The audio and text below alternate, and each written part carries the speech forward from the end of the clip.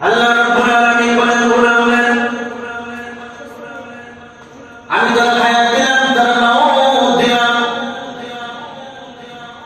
এই হায়াত আর মাউতের মাঝখানে আমি আল্লাহ রাব্বুল আলামিন করে একটা লম্বা সময় দিয়েছি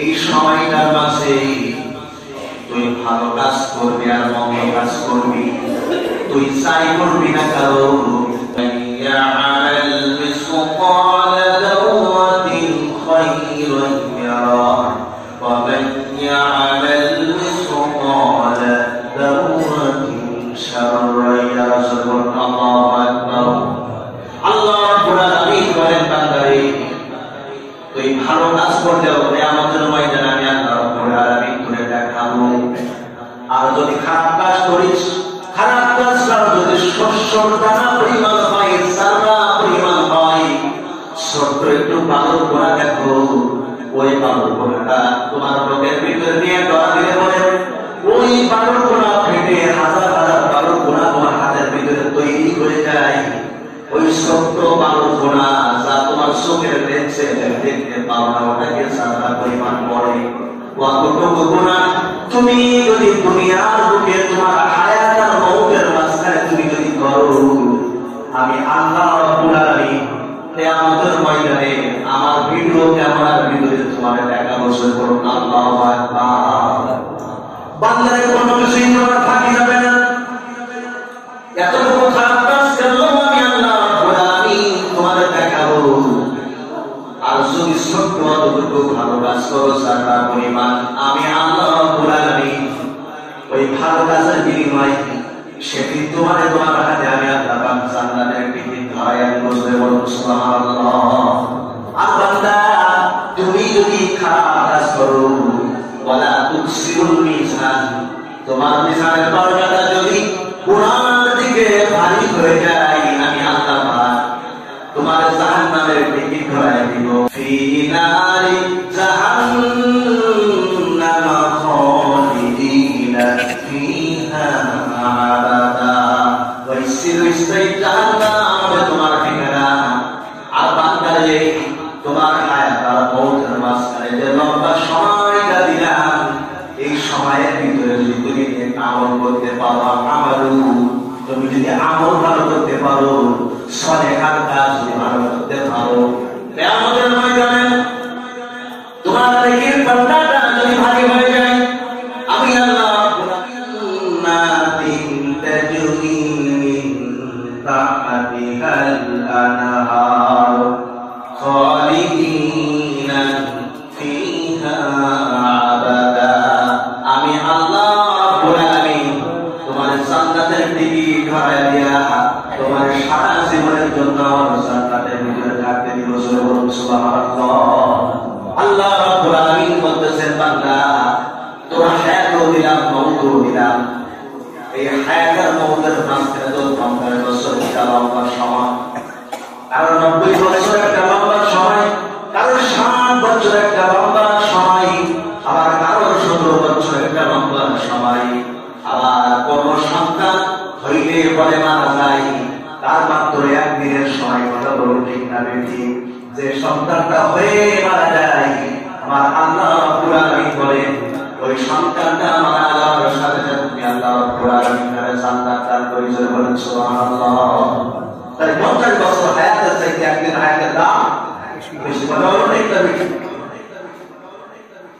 আল্লাহ রাব্বুল আলামিন বলেন বান্দা এই প্রত্যেক দিনে তুমি কি ভালো আমল করেছো কিয়ামতের ময়দানে আইকুম মা হাসাবা আমাদের তার হিসাব হবে খলিফাতুল মুসলিমিন আমিরুল মুমিনিন হযরত ওমর বিন খাত্তাব রাদিয়াল্লাহু তাআলা আনহু মনে মনে চিন্তা করলেন এই আয়াতটা পড়ে শহরের পরে তিনি বসে আছেন তিনি তখন রাষ্ট্রপ্রধান প্রেসিডেন্ট হযরত ওমর মনে মনে চিন্তা করেন আমি ওমর খলিফাতুল মুসলিমিন আমিরুল মুমিনিন শহরের মানুষগুলোকে নিয়ে আমি ওমর থেকে শহরের মানুষগুলো কোরআন পড়তে পারে শহরের মানুষগুলো বিশেষ পাস শহরের মানুষগুলো শহরের মানুষগুলো কোরআন পড়তে পারে আমি ওমর যতটুকু দেখি আমার নবী এমন ভাবে একটা জুলুম তৈরি করছে, এই শহরের মানুষ পুরো পরিচার বিদ্যুৎ আমার আল্লাহর ভাই আছে,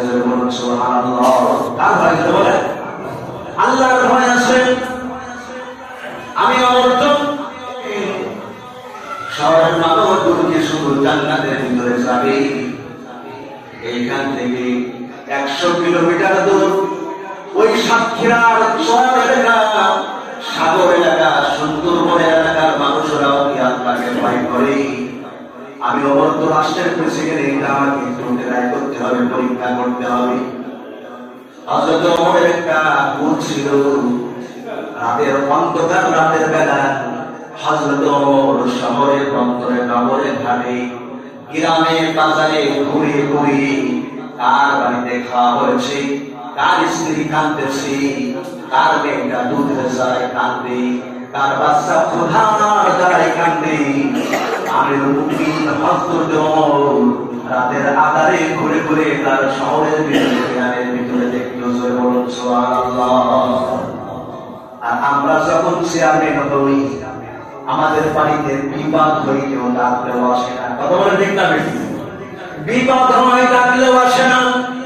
আমার প্রিয় মুসলমান ভাইরা, এটা কি শুধু হযরত ওমরের আদর্শ থাকা উচিত যে রাতের আধারে মানুষের গোপনে গোপনে তাদের প্রশ্নের তদন্ত করবে?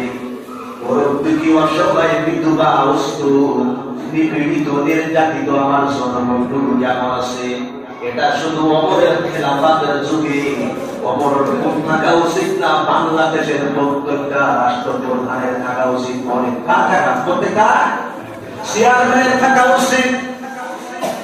হযরত ওমর যাইতে যাইতে বড় প্রাণ ধরে অনেক দূর চলে গেল।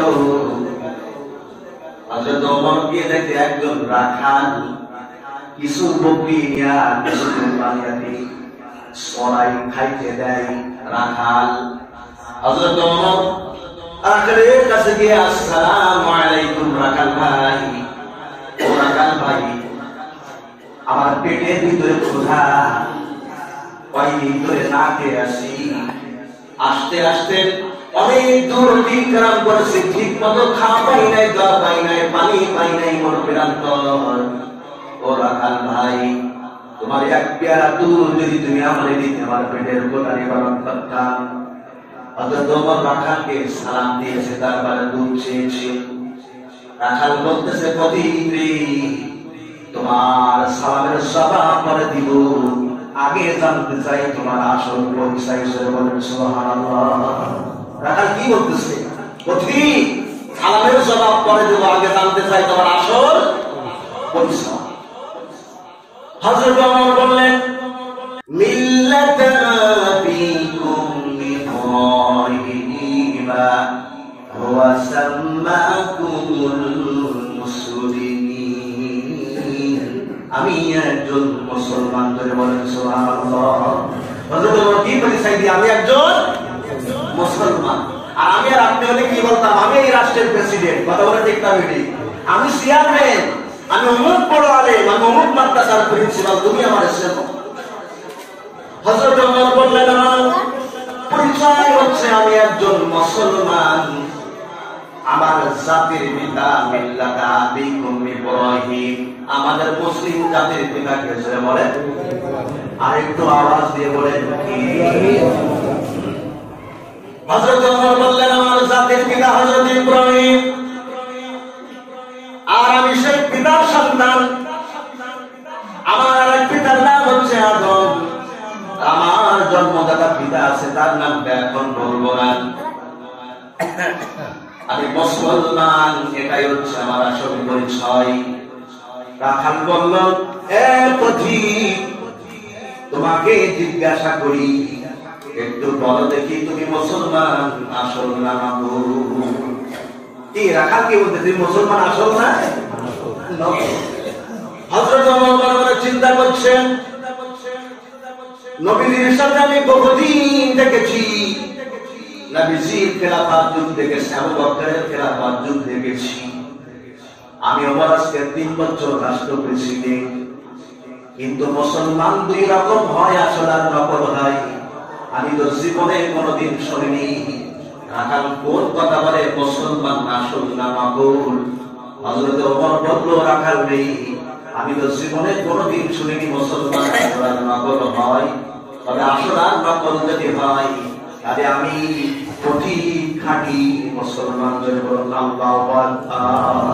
হযরত ওমর কি বলছে? মুসলমানের ভিতরে যদি আসল আর নকল থাকে তাহলে আমি নকলটা না, আমি 1 নম্বর সঠিক আসল মুসলমান। আল্লাহু আকবার বলে বল, আমি 1 নম্বর মুসলমান। রাখাল বলতেছে, আমার বিশ্বাস হয় না। বলে কেন?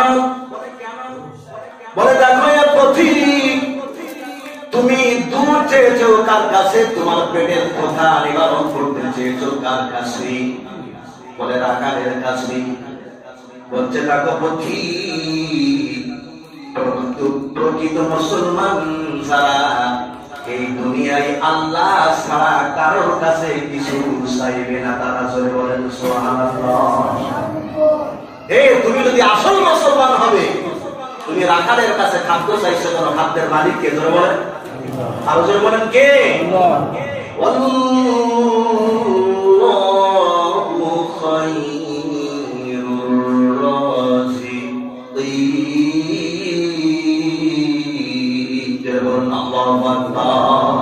আল্লাহ পাক বলছেন 18,000 মাখলুকাত, অগণিত মাখলুকাত, সব মাখলুকাতের খাদ্য আমি আল্লাহ বন্টন করি। জোরে বলেন সুবহানাল্লাহ।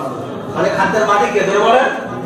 রাখাল বলতেছে পথিকের খাদ্যের মালিক কে? হযরত ওমর বলে আল্লাহ। হে পথিক, তুমি তো আল্লাহরে ভালো চেনো। খাদ্যের মালিক যদি আল্লাহ হয়, তুমি রাখালের কাছে খাদ্য চাইছো কেন? রাখাল তো খাদ্যের মালিক নয়। হযরত ওমর বলতেছে আমার ভুল হয়ে গেছে। রাখাল বলতেছে পথিকরে, মানুষের যখন ভুল হয়, মুসলমানের যখন ভুল হয়, কি করতে হয় তুমি কি জানো? বলে না, তুমি একটু বলো। বলছে প্রকৃত মুসলমান যখন ভুল যখন হবে তাদের আল্লাহর কাছে তওবা করে ক্ষমা চাইবে। জোরে বলুন সুবহানাল্লাহ। আল্লাহর কাছে কি চাইবে? জোরে বলেন। মুসলমানের ভুল হইলে আল্লাহর কাছে কি চাইবে? জোরে বলেন, ক্ষমা চাইবে। পথিক, তুমি কি তওবা করতে পারো? রাখাল বলতেছে রাষ্ট্র প্রেসিডেন্ট হযরত ওমরকে, কিন্তু রাখাল তো হযরত ওমরকে বলছে পথিক, তুমি কি তওবা করতে পারো? বলে পারি। বলছে তোমার তওবা শুদ্ধ হবে না অশুদ্ধ হবে? আমি রাখাল ভালো তওবা করতে পারি, আমার হাতের ভিতরে হাত দাও। হযরত ওমর রাখালের হাতের ভিতরে হাত দিয়ে মিষ্টি মিষ্টি হাসি।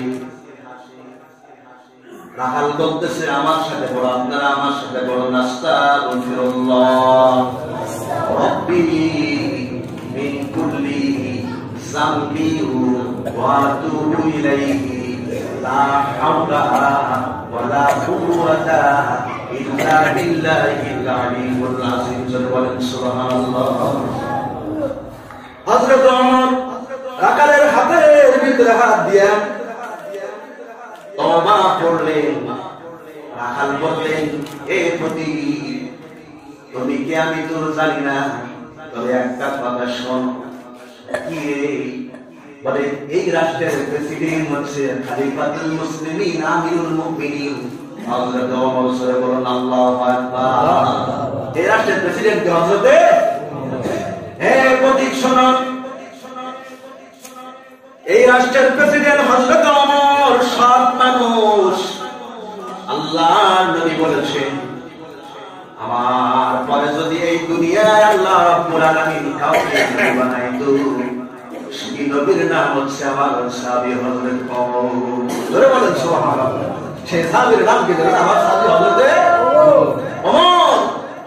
আল্লাহর নবী বলছেন, একজন নবীর যে বৈশিষ্ট্য থাকা দরকার, একজন নবীর যে গুণ থাকা দরকার, আমি নবী সব গুণ সব বৈশিষ্ট্য আমার ওমরের ভিতরে দেখেছি। জোরে বলেন সুবহানাল্লাহ। নবীদের দেখলে শয়তান ভয় পায়, আমার ওমরকে দেখলে শয়তান ভয় পায়। জোরে বলেন সুবহানাল্লাহ। আমার পর যদি আর কেউ নবী হতো লাকানা উমর আলান নাবিয়্যা, সেই নবী হতেন আমার হযরত ওমর। জয় বলেন সুবহানাল্লাহ।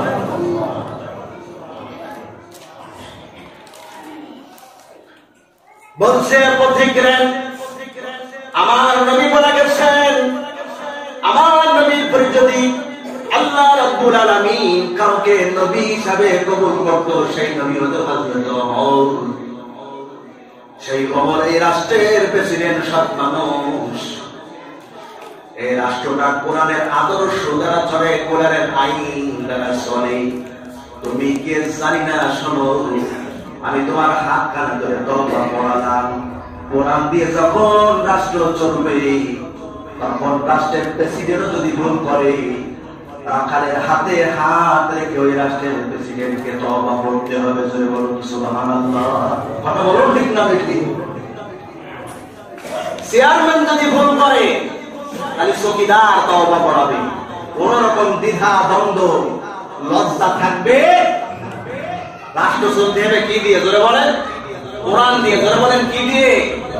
আর সৎ লোকে শাসন দিয়ে। এইটা দুই রাষ্ট্র চলে, তাহলে কি হবে? রাখাল তওবা পড়াতে পারবে প্রেসিডেন্টকে, চৌকিদার তওবা পড়াতে পারবে চেয়ারম্যানকে। আর যখন মানুষ রচিত কোনো বিধান দেয়া রাষ্ট্র চলবে, তখন চেয়ারম্যানকে যদি বলেন কিছু, তাহলে আপনার স্লিপের কার্ড বাতিল হয়ে যাবে। কথা বলো ঠিক না? আপনার নামে একটা বিধবা কার্ড আছে, চেয়ারম্যান একটু মতের বাইরে গেছে, ওই এলাকার মেম্বারকে ডেকে বলতেছে সবুরে কালগির থেকে ওই কার্ড বাতিল করে দাও। এরা আছে না নাই? জোরে বলেন। আমার প্রিয় মুসলমান ভাইরা, আগামী জুমায় এখান থেকে ঘটনা শুনবেন। রাখালের হাতের ভিতরে হাত রেখে ওমর কি পড়তেছেন? জোরে বলেন তওবা। জোরে বলেন কি পড়তেছেন? তওবা। এইটা শুধুমাত্র সেই রাষ্ট্রের ভিতরে পাওয়া যাবে যে রাষ্ট্র আল্লাহর কোরআনের আইন দিয়ে চলবে। ধরে বলেন সুবহানাল্লাহ। আমাদের বাংলাদেশটাও একদিন কোরআনের আইন দিয়ে চলুক, আমরা চাই কিনা? ধরে বলেন ভাইরা। কে কোন দল করি এটা বড় কথা না, মুসলমান যদি হয় তাহলে সবাই কোরআনের আইন পছন্দ করবে। কথা বলুন ঠিক না? আপনি অন্য দল করতে পারেন, আপনি কোন দল করেন ওইটা বড় বিষয় না। আমি কোন দলের কথা বলিনি, কারণ এখানে যারাই মানুষ আছে ভিন্ন দল থাকতে পারে, কিন্তু আমাদের সকলের কিতাবের নাম হচ্ছে কোরআন। আমাদের সকলের কিতাবের নাম কি? ধরে বলেন কোরআন। ওই জন্য আল্লাহ তাআলা আমাদের রাষ্ট্রকে, আমাদের সকলকে কোরআনের সুশীতল ছায়াতলে কোরআন দিয়ে জীবনকে গঠন করা, পরিবারকে গঠন করার তৌফিক দান করেন। সকলে বলুন আমিন। ওয়া আখিরু দাওয়ানা আলহামদুলিল্লাহি রাব্বিল আলামিন। আসসালামু আলাইকুম ওয়া রাহমাতুল্লাহি ওয়া বারাকাতুহু।